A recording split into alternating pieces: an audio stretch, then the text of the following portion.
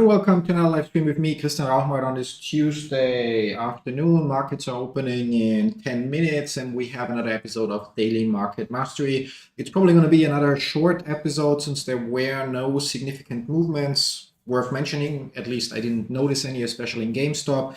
Before we jump into things, as always, the usual disclaimer.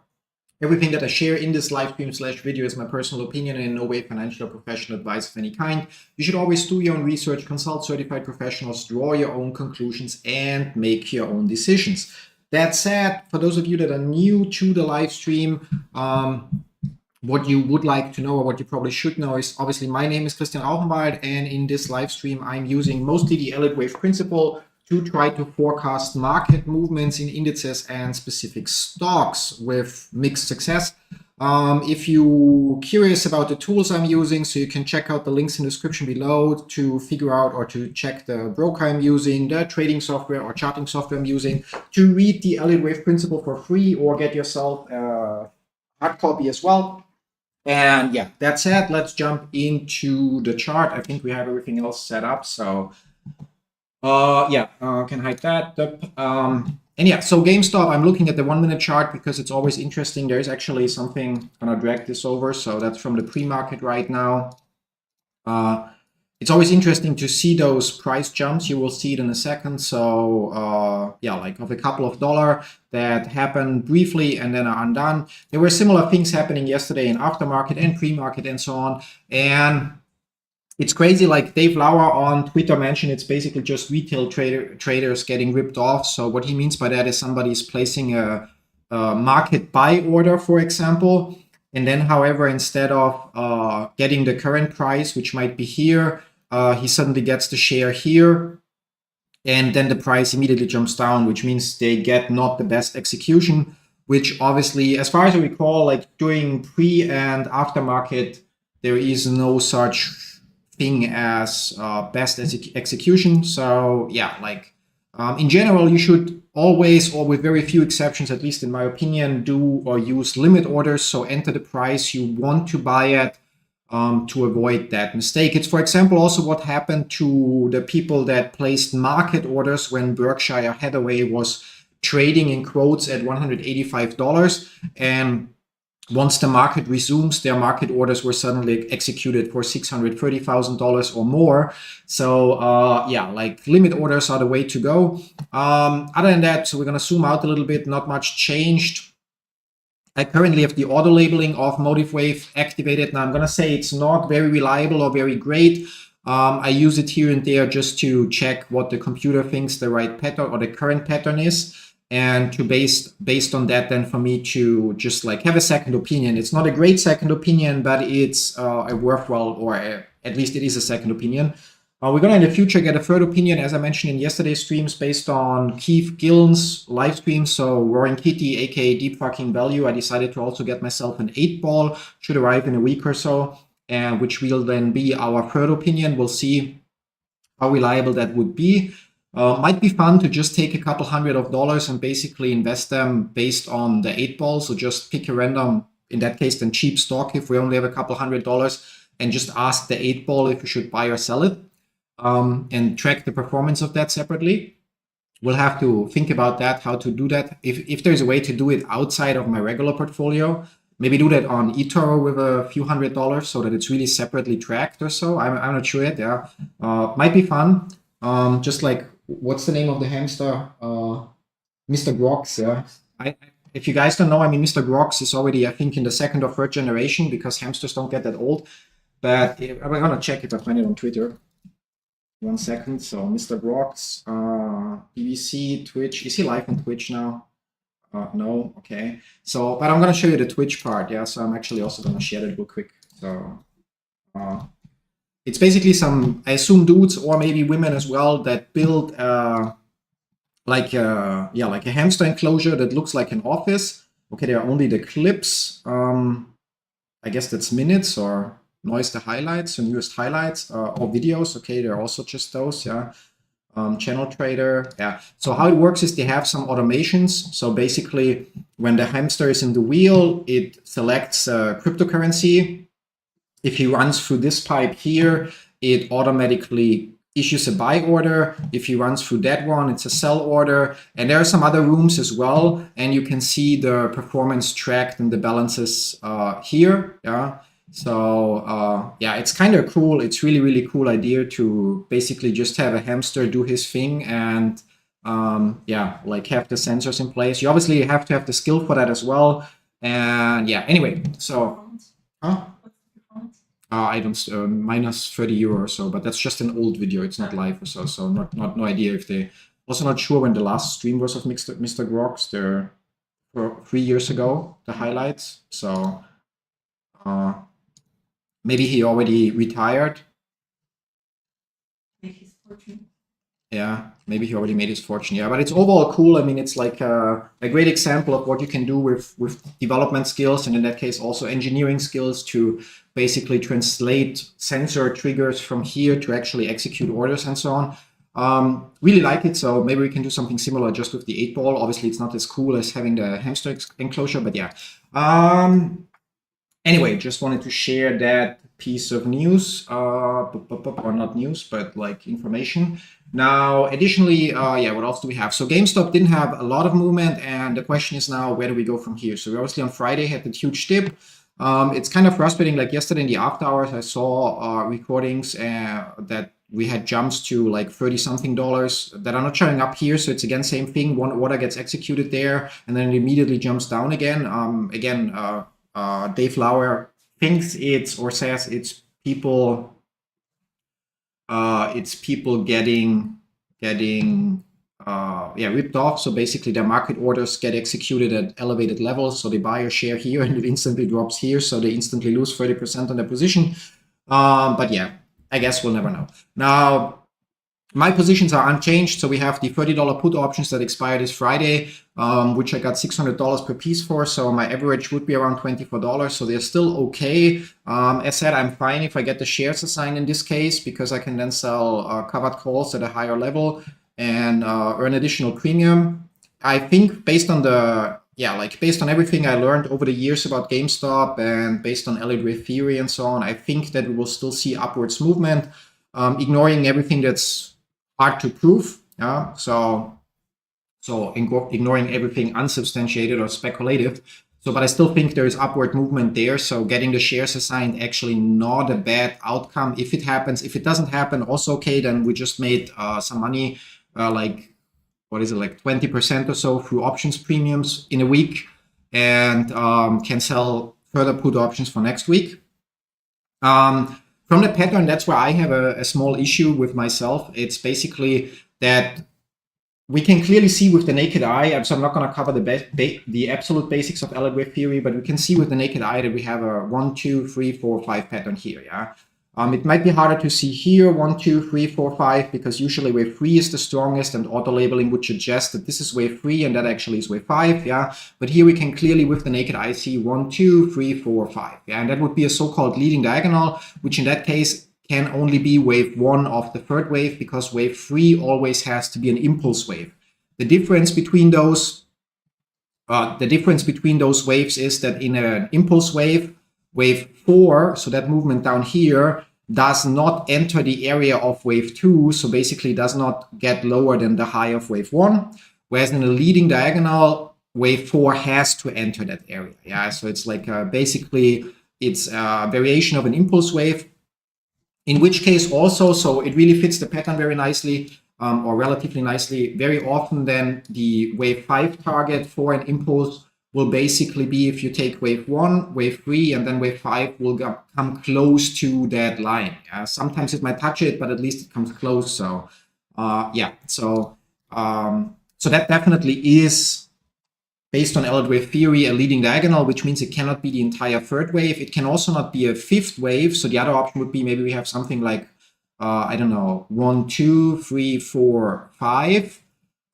If this were a fifth wave, it would need to be an ending diagonal. It would need to subdivide differently. So it would need to subdivide in, what was it? I have to look that up 1 second. Where did I put the book? Where did I, there. So ending diagonal would subdivide into, so yeah. So usual impulse wave would subdivide into 5 waves, 3 waves, 5 waves, 3 waves, 5 waves. An ending diagonal, however, would subdivide into 3 waves, 3 waves, 3 waves, 3 waves, 3 waves. Yeah, so fairly certain that that's not the case here, which means that would not be wave 5, but it would be wave 1 of the third wave. So which means here we have wave 2. Wave 2 would be a corrective wave that subdivides into 3 waves, like we see here, A, B, C. However, the relationships here are a tricky issue. So like how that wave A in relation to wave C develops, or the lengths of them.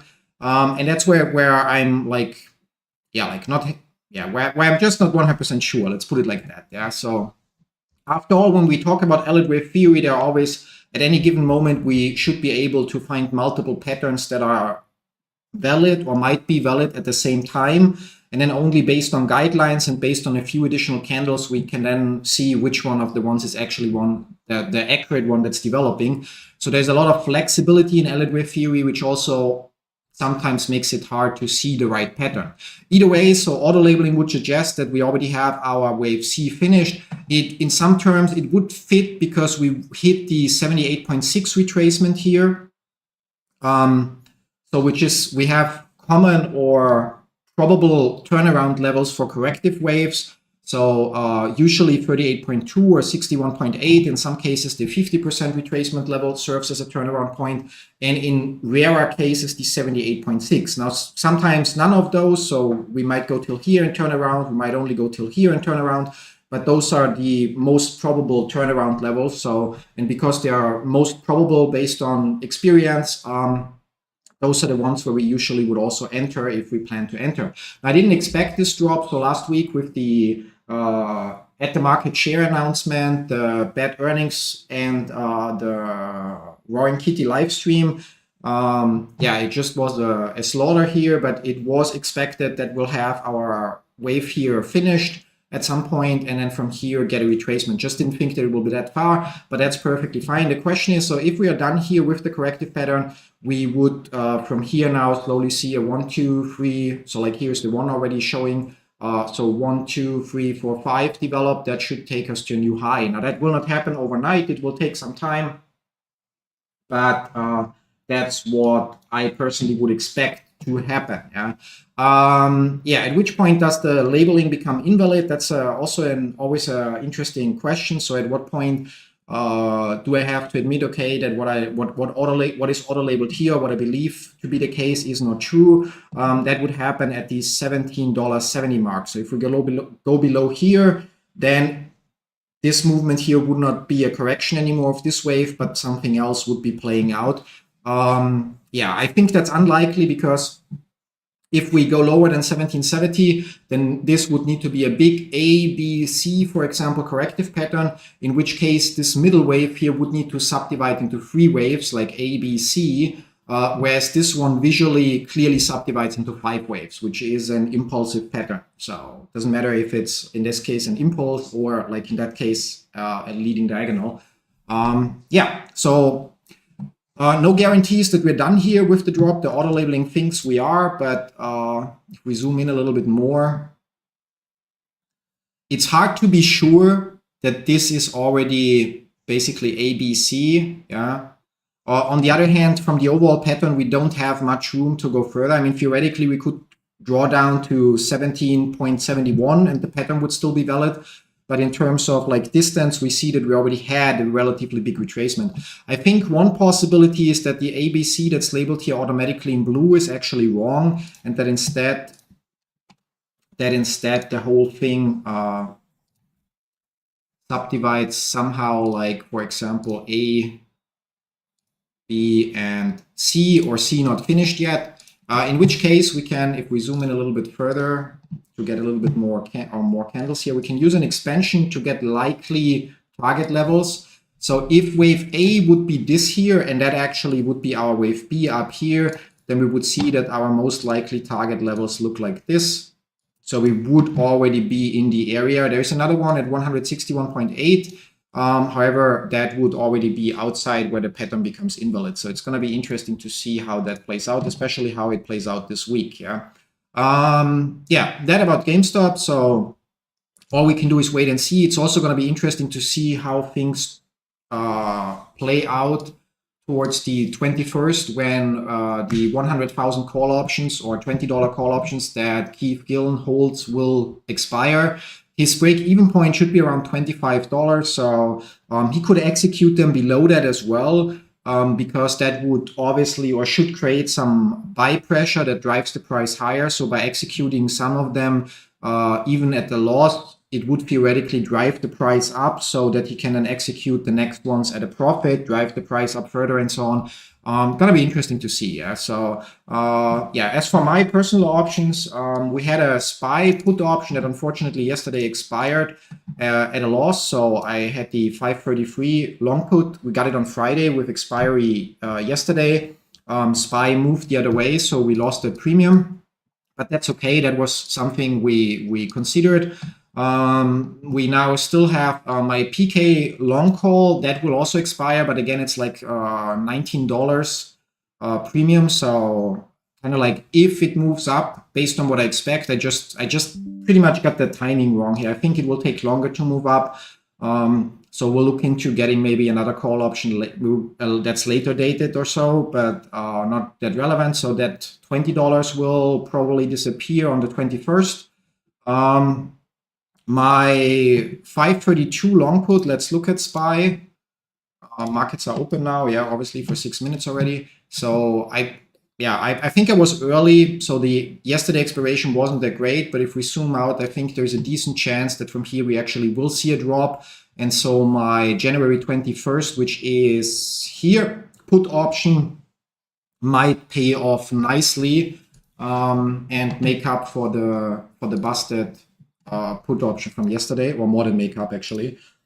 Yeah, the GameStop options. So we have the $100 long call. That's a pure gamble. I sold put options that basically brought a profit, and on top of that paid for those. So either the 120,000 call options that Roaring Kitty holds will cause some huge upwards movement, and those end up in the money, or I can sell them for a profit before that, or they won't.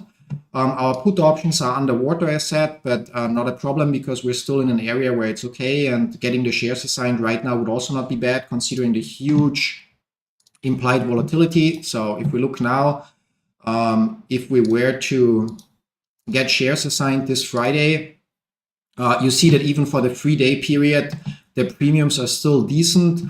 And for June, so selling the $30 covered call options, for example, or $25 covered call options, depending on how many shares we get assigned. So if we stay at the current price level till Friday, still should bring a couple $100. So with 600 shares, that would be selling 6 call options. So even if we assume, okay, the prices are going to get a little cheaper because it's going to be on Friday or on Monday till we have the shares, if the price doesn't rally up before that, it should still then be $1,000 or a little bit more than that, or $1,500 that we can get for selling the covered calls next week, which then also is still like, I don't know, like 5 to 10% return for a week on the portfolios. So still, definitely not bad.